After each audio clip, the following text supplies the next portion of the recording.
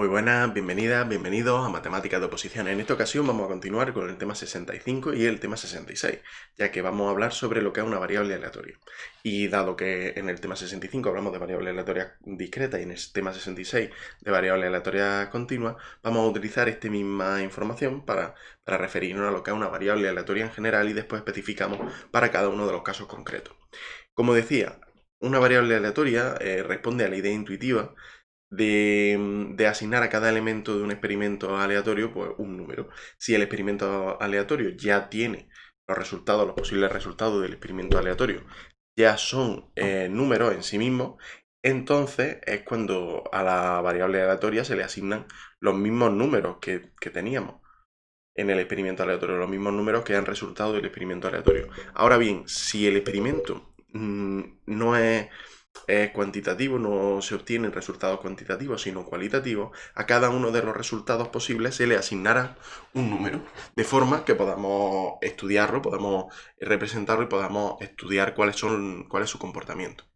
Ahora bien, a la hora de definirla, nosotros partimos de lo que es un momento. Entonces ya... Ah, claro. Claro. Ah, sí. Ya había ido... Ah, muy grande. Iban a salir los trazos muy grandes. Vale. En cuanto nosotros partimos de lo que es un espacio muestral. Ya sabemos lo que es un espacio muestral. Tenemos todas las observaciones y tenemos las posibles elecciones. La sigma álgebra. Las posibles elecciones de todos los sucesos elementales.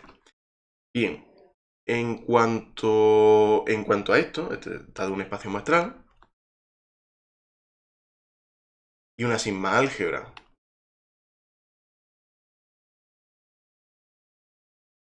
de Borel, que curiosamente la vamos a denotar por B, una B distinta de las B normales, no es una B cualquiera.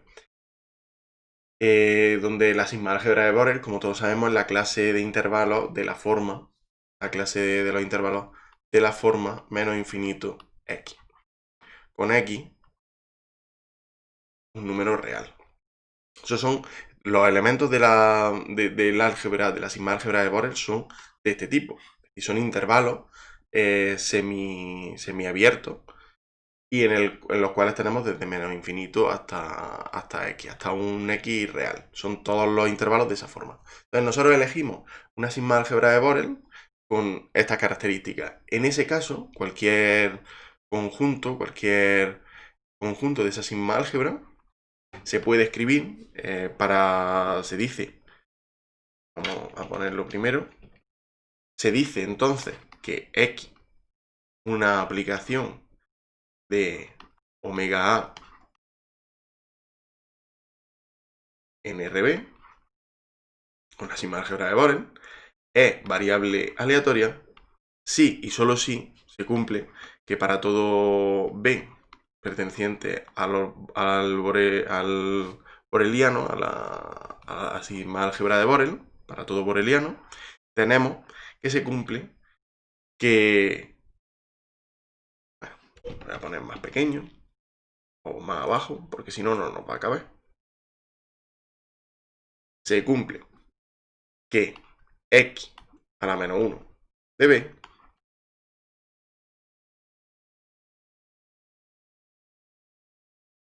pertenece a... Eso es lo que se cumple, eso es lo que se tiene que cumplir. Otra forma de verlo es utilizando los intervalos. ¿Qué quiere decir esto? Esto quiere decir que para todo intervalo, esto es la misma definición, lo primero sería exactamente igual, de hecho voy a volver a ponerla. Voy a volver a ponerla, una definición dado el espacio muestral y B, el boreliano, el sigma álgebra de Borel, formada por la clase de intervalos menos infinito x con x perteneciente a R, entonces la aplicación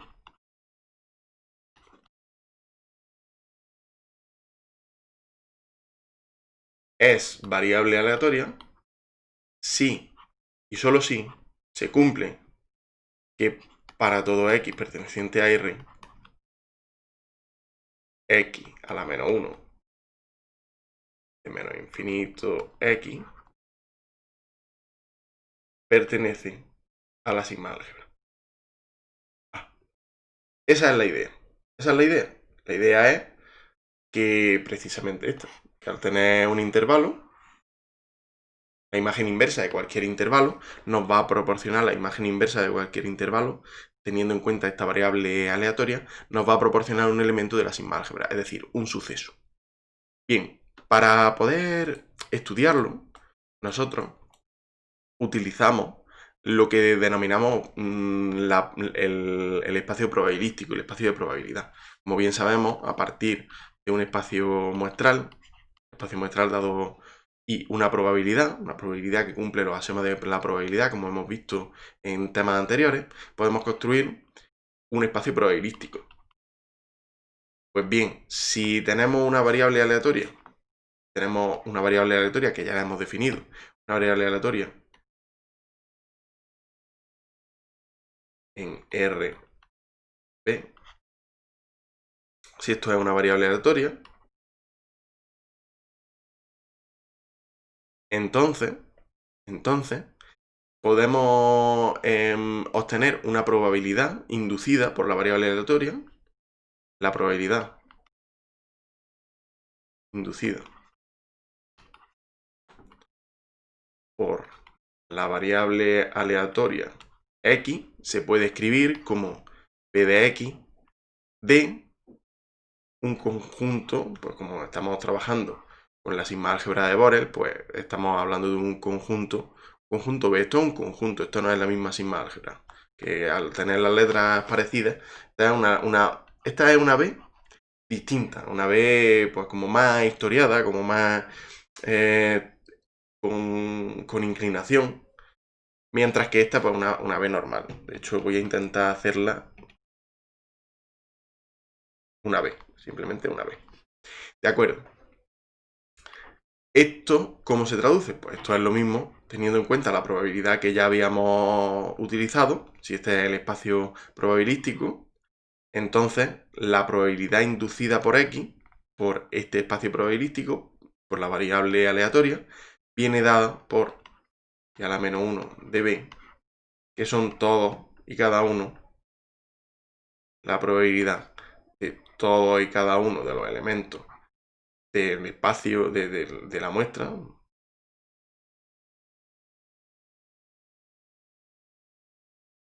tal que esto pertenece a B. Para todo B perteneciente a la sigma álgebra de Borel. ¿Qué ocurre?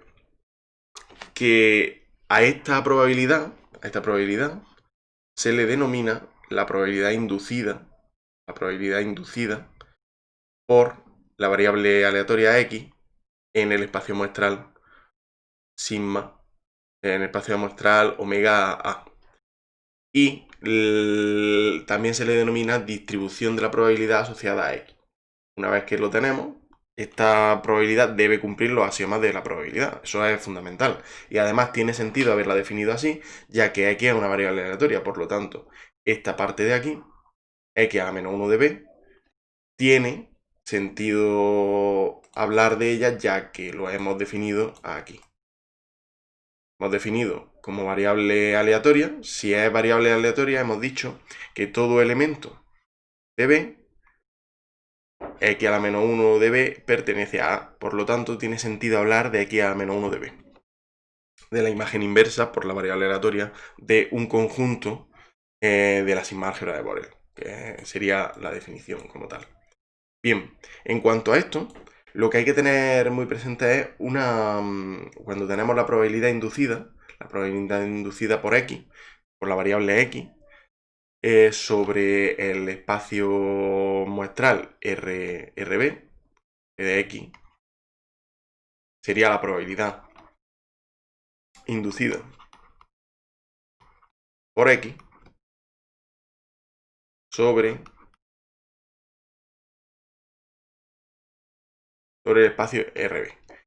Y a la hora de utilizarla, normalmente llegamos a utilizar algo que se denomina función de distribución. La función de distribución no se calcula de otra forma que de la siguiente. La función de distribución se escribe normalmente así. Va desde R hasta el intervalo 0, 1. Y tiene algunas características, pero su definición es la siguiente. De cualquier elemento, cualquier elemento de R, cualquier número real, la función de distribución de cualquier número real, es igual a la probabilidad inducida por la variable x sobre el espacio muestral R con la sigma álgebra B de los, recuerdo, de los intervalos de la forma menos infinito x, pues obviamente va a ser los intervalos de la forma menos infinito x. Y eso es igual, voy a poner directamente aquí, a la probabilidad de que x sea menor. Lo estoy utilizando así, sea menor que x. Una x perteneciente a R. Esta x es la variable aleatoria, mientras que este es el elemento que hemos utilizado aquí, el número real que hemos notado aquí. Eso es para todo valor real, digamos. Se denomina función de distribución, esa sería la función de distribución, y se denomina función de distribución asociada a la variable x. Cuando no hay error a la hora de utilizarla, cuando no hay error a la hora de escribirla, pues se suele escribir directamente la función de distribución como una f. Y cumple diferentes propiedades. Propiedades características de la función de distribución que todos conocemos, pero que hay que especificar, que son que es no decreciente. ¿Qué quiere decir? Pues que para todo x1 menor o igual que x2, entonces f de x1 es menor o igual que f de x2. Eso es lo que quiere decir que es no decreciente. Que la función en el menos infinito es igual a 0 y la función en más infinito es igual a 1. El límite, estamos hablando del límite. Y por último, que es continua por la derecha. ¿Qué quiere decir eso? Que si encontramos una sucesión x sub n que converge a x por la izquierda, por la derecha, entonces el límite de f de x sub n es igual a f de x. Es continua por la derecha.